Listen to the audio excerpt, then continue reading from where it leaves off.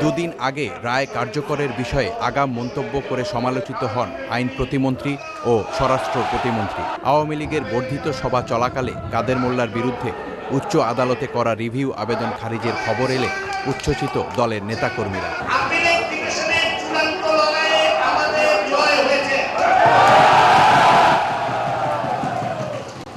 আওয়ামী লীগ সাধারণ সম্পাদক বলেন, উচ্চ আদালতের এই আদেশের মাধ্যমে প্রমাণিত হয়েছে ট্রাইব্যুনাল স্বাধীন এবং নিরপেক্ষভাবে কাজ করতে পারছে।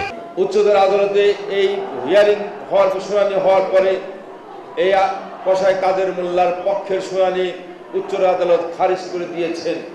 এখন আর এই রায় বাস্তবায়নের ক্ষেত্রে আর কোনো বাধা নেই।